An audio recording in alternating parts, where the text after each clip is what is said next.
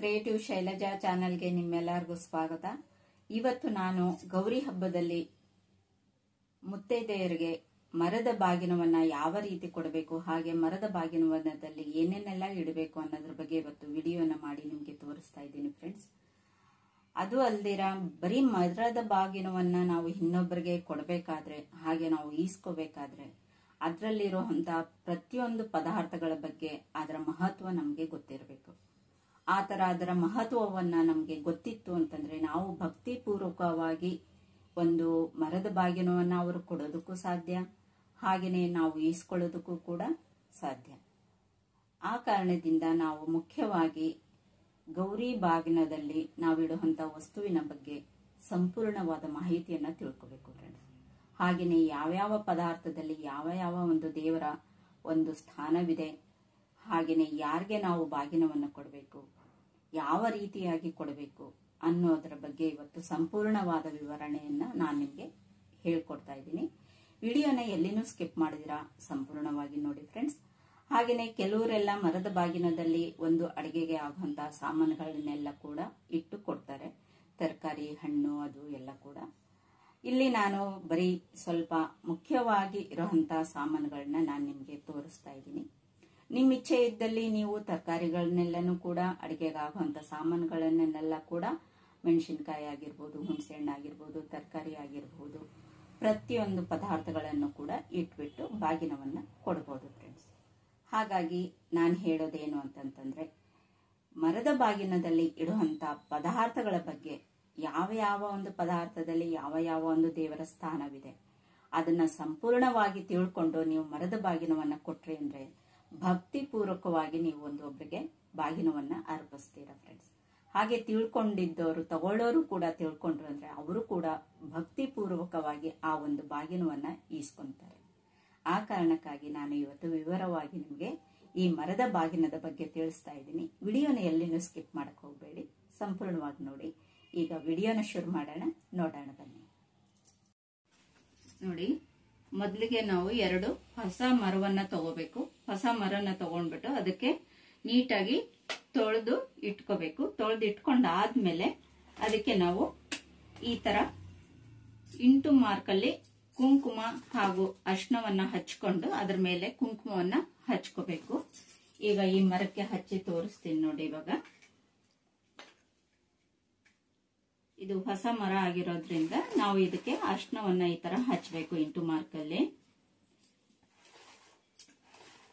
ಈ ತರ ಹಚ್ಬಿಟ್ಟು ಇಲ್ಲಿ ಅರಿಶಿನ ಹಾಗೂ ಕುಂಕುಮವನ್ನ ನಾವು ಪೂಜೆಯನ್ನ ಮಾಡ್ಕೋಬೇಕು. ಇದಕ್ಕೆ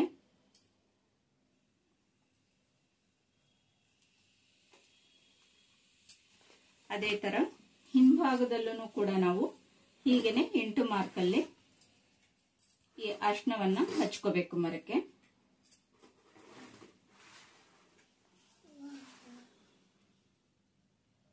ಹಿಂಭಾಗದಲ್ಲೂ ಕೂಡ ಇದೇ ತರ ಅರ್ಶನ ಹಾಗೂ ಕುಂಕುಮನ ಹಚ್ಕೊಂಡು ಇದಕ್ಕೂ ಕೂಡ ನಾವು ಪೂಜೆಯನ್ನ ಮಾಡ್ಕೋಬೇಕು. ನೋಡಿ, ಈಗ ಇದು ಇಟ್ಟಾಯ್ತು. ಇದು ಇಟ್ಟಾದ್ಮೇಲೆ ಇವಾಗ ಇದ್ರ ಮೇಲೆ ನಾವು ಒಂದು ಹೊಸ ಬಟ್ಟೆಯನ್ನ ಹಾಕೋಬೇಕು. ಹೊಸ ಬಟ್ಟೆನಾದ್ರೂ ಹಾಕೋಬಹುದು, ಇಲ್ಲ ಅಂತಂತಂದ್ರೆ ನಾವು ಮುತ್ತಿನ ಎಲೆ ಆಗಿರ್ಬಹುದು ಅಥವಾ ಬಾಳೆ ಎಲೆ ಆಗಿರ್ಬಹುದು, ಅದನ್ನ ಬೇಕಾದ್ರೂ ನಾವು ಈ ಮರದಲ್ಲಿ ಹಾಕೋಬೇಕು. ಈ ತರ ಹಾಕೊಂಡಿದ್ದಾಗಿದ ನಂತರ ಈಗ ಇದಕ್ಕೆ ನಾವು ಈಗ ನೋಡಿ ಎಲೆ, ಅಡಿಕೆ, ಅರ್ಶನ ಕೊಂಬು ಹಾಗೂ ದಕ್ಷಿಣೆ ಹಾಗೂ ಹೂವು ಇಷ್ಟನ್ನು ಕೂಡ ನಾವು ಮೊದಲಿಗೆ ಮರದಲ್ಲಿ ಇಡಬೇಕು.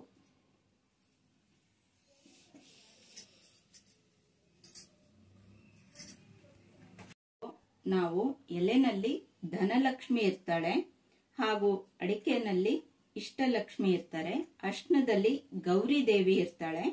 ಹಾಗಾಗಿ ಈ ಇಷ್ಟು ಪದಾರ್ಥಗಳು ಕೂಡ ನಾವು ಇಲ್ಲಿ ಇಡಬೇಕಾಗುತ್ತೆ. ನಂತರ ಇದು ಗೌರಿ ಬಾಗ್ನ. ಗೌರಿ ಬಾಗ್ನದಲ್ಲಿ ಬಂದು ಈಗ ಇದರಲ್ಲಿ ಅರ್ಶನ, ಕುಂಕುಮ, ಸಿಂಧೂರ, ಹಾಗೆ ಕಾಡಿಗೆ, ಆಮೇಲೆ ಬಾಚಣಿಗೆ, ಕನ್ನಡಿ ಎಲ್ಲಾನು ಕೂಡ ಇದರಲ್ಲಿ ಇರುತ್ತೆ. ಸಿಂಧೂರದಲ್ಲಿ ಬಂದುಬಿಟ್ಟು ಸರಸ್ವತಿ ಇರ್ತಾಳೆ, ಕನ್ನಡಿಯಲ್ಲಿ ರೂಪಲಕ್ಷ್ಮಿ, ಹಾಗೆ ಬಾಚಣಿಗೆಯಲ್ಲಿ ಶೃಂಗಾರ ಲಕ್ಷ್ಮಿ, ಕಾಡಿಗೆಯಲ್ಲಿ ಲಜ್ಜಾಲಕ್ಷ್ಮಿ, ಇಷ್ಟೂ ಕೂಡ ದೇವರುಗಳು ಈ ಒಂದು ಗೌರಿ ಬಾಗಿನದಲ್ಲಿ ಇರ್ತಾರೆ. ಹಾಗೆ ಬಳೆ ಕೂಡ ಇಡಬೇಕು. ಆಮೇಲೆ ತೆಂಗಿನಕಾಯಿ ಇಡಬೇಕು. ತೆಂಗಿನಕಾಯಿಯಲ್ಲಿ ಸಂತಾನ ಲಕ್ಷ್ಮಿ ಇರ್ತಾರೆ. ಹಾಗೂ ಅರಿಶಿನ ಹಾಗೂ ಕುಂಕುಮ, ಇದು ನೀವು ಚಿಕ್ಕದಾಗಿರುವಂತಹ ಪ್ಯಾಕೆಟ್ಗಳು ಬೇಕಾದ್ರೂ ಇಡಬಹುದು ಅಥವಾ ಈ ತರ ಡಬ್ಬಿಗಳು ಬೇಕಾದ್ರೂ ಇಡಬಹುದು. ಅರಿಶಿನದಲ್ಲಿ ಗೌರಿ ಹಾಗೆ ಕುಂಕುಮದಲ್ಲಿ ಮಹಾಲಕ್ಷ್ಮಿ ಇರ್ತಾರೆ. ಹಣ್ಣುಗಳಲ್ಲಿ ಜ್ಞಾನ ಲಕ್ಷ್ಮಿ ಇರ್ತಾರೆ. ಆ ಕಾರಣದಿಂದ ಹಣ್ಣುಗಳನ್ನು ಕೂಡ ನಾವು ಇಲ್ಲಿ ಇಟ್ಕೋಬೇಕು. ಈ ತರ 5 ತರ ಹಣ್ಣು ಬೇಕಾದ್ರೂ ಇಟ್ಕೋಬಹುದು, ಅಥವಾ 3 ತರ ಹಣ್ಣು ಬೇಕಾದ್ರೂ ಇಡಬಹುದು, ಇಲ್ಲ 2 ತರ ಹಣ್ಣು ಬೇಕಾದ್ರೂ ನೀವು ಇಟ್ಕೋಬಹುದು. ಹಾಗೇನೆ ಒಂದು ಬೆಲ್ಲದ ಅಚ್ಚನ್ನು ಕೂಡ ಇಡಬೇಕು. ಬೆಲ್ಲದ ಅಚ್ಚದಲ್ಲಿ ಬಂದು ರಸಲಕ್ಷ್ಮಿ ಇರ್ತಾರೆ. ಅಕ್ಕಿಯಲ್ಲಿ ಶ್ರೀಲಕ್ಷ್ಮಿ ಇರ್ತಾರೆ.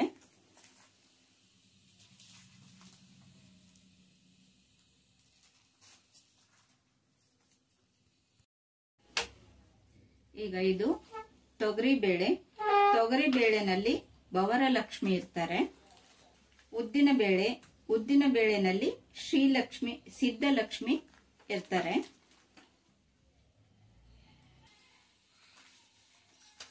ಬೇಳೆ ವಿದ್ಯಾಲಕ್ಷ್ಮಿ ಹೆಸರು ಬೇಳೆನಲ್ಲಿ. ಆಮೇಲೆ ಇದು ಗೋಧಿ, ಗೋಧಿ ಬೇಕಾದ್ರೂ ಇಡಬಹುದು, ಇಲ್ಲ ರವೆ ಇದ್ರೆ ರವೆ ಬೇಕಾದ್ರೂ ಇಡಬಹುದು. ಆಮೇಲೆ ಇದು ಬಂದು ವಸ್ತ್ರ, ವಸ್ತ್ರದಲ್ಲಿ ವಸ್ತ್ರಲಕ್ಷ್ಮಿ ಇರ್ತಾರೆ. ಹಾಗಾಗಿ ಈ ಒಂದು ವಸ್ತ್ರನು ಕೂಡ ಇಡಬೇಕು. ಇಷ್ಟೆಲ್ಲನೂ ಕೂಡ ಇಟ್ಟಿದಾಗಿದ ನಂತರ ನಿಮ್ಗೆ ಇನ್ನೂ ಹೆಚ್ಚಿನದು ಇಡಬೇಕು ಅನಿಸಿದಾಗ ನೀವು ತರಕಾರಿಗಳನ್ನು ಕೂಡ ಇದರಲ್ಲಿ ಇಟ್ಕೋಬಹುದು. ನೋಡಿ, ಇಡೋ ಪದ್ಧತಿ ಇದ್ರೆ ತರಕಾರಿ ಇಡಬಹುದು. ಇಲ್ಲ ಅಂತಂತಂದ್ರೆ ಇವಾಗ ಮೊದಲಿಗೆ ಏನ್ ತೋರಿಸಿದ್ನಲ್ಲ, ಇಷ್ಟು ಪದಾರ್ಥಗಳು ಬೇಕಾದ್ರೂ ನೀವು ಇಟ್ಕೋಬಹುದು. ಇಲ್ಲಿ ನಾನು ಒಂದು ಜೋಳ, ಹಾಗೆ ಸೌತೆಕಾಯಿ, ಹಾಗೆ 2 ಟೊಮಾಟ, ಹಾಗೆ 2 ಕ್ಯಾರೆಟ್ ಅನ್ನು ಕೂಡ ಇಡ್ತಾ ಇದ್ದೀನಿ. ನೋಡಿ, ಇಷ್ಟು ಎಲ್ಲಾನು ಕೂಡ ನಾವು ಗೌರಿ ಬಾಗ್ನವನ್ನ ಈ ತರ ಇಟ್ಟು ದೇವರಿಗೆ ಅರ್ಪಿಸಿ ಇದಕ್ಕೆ ಒಂದು ಪೂಜೆಯನ್ನ ಮಾಡಬೇಕು. ಹೂನು ಕೂಡ ಇದಕ್ಕೆ ಇಟ್ಬಿಟ್ಟು ಆಮೇಲೆ ನಾವು ಊದಿನ ಕಡ್ಡಿಯನ್ನ ಇದಕ್ಕೆ ಬೆಳಗ್ಗೆ ಇದಕ್ಕೆ ಪೂಜೆಯನ್ನ ಮಾಡಿ ಮನಸಾರೆ ನಾವು ಭಕ್ತಿಯಿಂದ ಇದಕ್ಕೆ ಪೂಜಿಸಿ ದೇವರಿಗೆ ಮೊದಲು ನಾವು ಈ ಬಾಗಿನವನ್ನ ಅರ್ಪಿಸಿ ನಂತರ ನಾವು ಬೇರೆಯವರಿಗೆ ಈ ಬಾಗಿನವನ್ನ ಕೊಡ್ಬೇಕಾಗುತ್ತೆ. ಇದನ್ನ ಈ ತರ ಎಲ್ಲ ತುಂಬಿದಾಗಿದ ನಂತರ ಇನ್ನೊಂದು ಮರ ಏನಿರುತ್ತೆ ಇದನ್ನ ನಾವು ಈ ತರ ಇದನ್ನ ಮುಚ್ಕೋಬೇಕು. ಈ ತರ ಮುಚ್ಚಿ ಇದಕ್ಕೆ ಒಂದು ದಾರವನ್ನ ಕಟ್ಬಿಟ್ಟು ನಾವು ಕೊಡೋರು ಕಡೆಗೆ ಇದು ಮುಂದಕ್ಕೆ ಮುಖ ಮಾಡಿ, ಇದು ನಮ್ಮ ಕಡೆಗೆ ಮುಖ ಮಾಡಿ, ಇದ್ರ ಮೇಲೆ ನಾವು ಸೆರಗನ್ನ ಮುಚ್ಚಿ ಹಿಡಿದು ನಾವು ಎದುರುಗಡೆ ಇರೋರ್ಗೆ ಇದರ ಒಂದು ಬಾಗಿನವನ್ನ ಕೊಡ್ಬೇಕಾಗುತ್ತೆ. ಹೇಗಪ್ಪ ಅಂತಂತಂದ್ರೆ, ಗೌರಿಗೆ ಈ ಬಾಗಿನ ಅರ್ಪಿಸಿದ ನಂತರ ತಾಯಿಗಾದ್ರೂ ಕೊಡಬಹುದು ಅಥವಾ ಅತ್ತೆಗಾದ್ರೂ ಕೊಡಬಹುದು. ತಾಯಿ ಅಥವಾ ಅತ್ತೆ ಇಲ್ಲ ಅಂದಾಗ ನಿಮ್ಮನೇಲಿರುವಂತ ಮುತ್ತೈದೆಯರಿಗೆ ಯಾರಿಗಾದ್ರೂ ನೀವು ಈ ಬಾಗಿನವನ್ನ ಕೊಡಬಹುದು. ಹಾಗೇನೆ ದೊಡ್ಡವರು ಹಿರಿಯರು ಹೊರಗಡೆಯಿಂದ ಯಾರಾದ್ರೂ ಬಂದಿರುವಂತ ಮುತ್ತೈದೆಯರಿದ್ರೆ ಅವರು ಕೂಡ ನೀವು ಈ ಬಾಗಿನವನ್ನ ಅರ್ಪಿಸಬಹುದು. ಫ್ರೆಂಡ್ಸ್, ನೋಡಿದ್ರಲ್ಲ ಫ್ರೆಂಡ್ಸ್, ಮರದ ಬಾಗಿನದಲ್ಲಿ ಏನೇನೆಲ್ಲ ಇಡಬೇಕು, ಹೇಗೆಲ್ಲ ಇಡಬೇಕು, ಹಾಗೆ ಯಾರು ಕೊಡಬೇಕು ಅನ್ನೋದರ ನಾನು ಸಂಪೂರ್ಣವಾದ ವಿವರಣೆಯನ್ನ ನಿಮಗೆ ಕೊಟ್ಟಿದ್ದೀನಿ. ಬರೀ ಮರದ ಬಾಗಿನವನ್ನ ಇಡೋದಷ್ಟೇ ಅಲ್ಲ, ನಾವು ಕೊಡೋರು ಹಾಗೆ ತಗೊಳ್ಳೋರು ಯಾವ ದಿಕ್ಕಿನಲ್ಲಿ ಕೂತ್ಕೋಬೇಕು, ಯಾವ ದಿಕ್ಕಿನಲ್ಲಿ ನಾವು ಮರದ ಬಾಗಿನವನ್ನ ತಗೋಬೇಕು ಅನ್ನೋದು ಕೂಡ ಬಹಳ ಪ್ರಾಮುಖ್ಯತೆಯನ್ನ ಕೊಡುತ್ತೆ. ನಾವು ಈ ಮರದ ಬಾಗಿನ ಸುಮ್ಮನೆ ಅಂತ ತಿಳ್ಕೋಬಾರ್ದು. ಮರ ಅಂತಂದ್ರೆ ವಿಷ್ಣು ಹಾಗೆ ಒಳಗಡೆ ಇರೋ ಪ್ರತಿಯೊಂದು ವಸ್ತುಗಳು ಕೂಡ ಲಕ್ಷ್ಮಿ ಅನ್ನೋ ಸ್ವರೂಪದಲ್ಲಿ, ಲಕ್ಷ್ಮೀನಾರಾಯಣ ಸ್ವರೂಪದಲ್ಲಿ ಮುತ್ತೈದೆ ಭಾಗ್ಯ ಶಾಶ್ವತವಾಗಿ ಇರಲಿ ಅಂತ ಹೇಳಿಬಿಟ್ಟು ಈ ಒಂದು ಮರದ ಬಾಗಿನವನ್ನ ನಾವು ಮುತ್ತೈದೆಯರಿಗೆ ಅರ್ಪಿಸ್ತೀವಿ.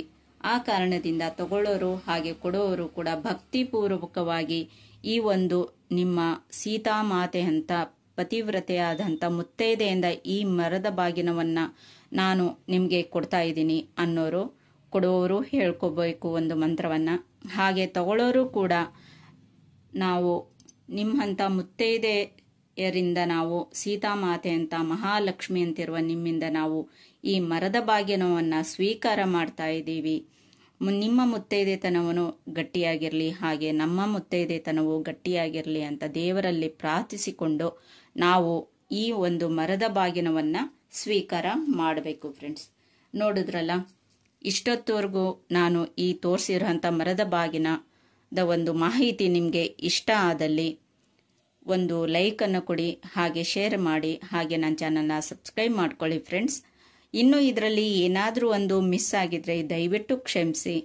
ನನಗೆ ನಮ್ಮ ಅತ್ತೆಯವರು ಪೂಜೆ ಮಾಡುವಾಗ ಯಾವ ರೀತಿಯಾಗಿ ಒಂದು ಮರದ ಬಾಗಿನವನ್ನು ಜೋಡಿಸ್ಬಿಟ್ಟು ಮುತ್ತೈದೆಯರಿಗೆ ಬಾಗಿನವನ್ನು ಕೊಡ್ತಾ ಇದ್ರೋ ಅದನ್ನು ನಾನು ಇವತ್ತು ನಿಮಗೆ ಇಲ್ಲಿ ತೋರಿಸಿದ್ದೀನಿ. ಫ್ರೆಂಡ್ಸ್, ಹಾಗಾದರೆ ಈ ವಿಡಿಯೋ ಇಷ್ಟ ಆದರೆ ಒಂದು ಲೈಕ್ ಮಾಡಿ, ಶೇರ್ ಮಾಡಿ, ಹಾಗೆ ನನ್ನ ಚಾನಲ್ನ ಸಬ್ಸ್ಕ್ರೈಬ್ ಮಾಡ್ಕೊಳ್ಳಿ ಅಂತ ಹೇಳ್ತಾ, ಎಲ್ಲರಿಗೂ ಆ ಮಹಾತಾಯಿ ಗೌರಿ ಒಳ್ಳೆಯದು ಮಾಡಲಿ, ಎಲ್ಲರಿಗೂ ಕೂಡ ಸೌಭಾಗ್ಯವನ್ನು ಕೊಡಲಿ ಅಂತ ಹೇಳ್ತಾ ಇಲ್ಲಿಗೆ ವಿಡಿಯೋವನ್ನು ಮುಗಿಸ್ತಾ ಇದ್ದೀನಿ.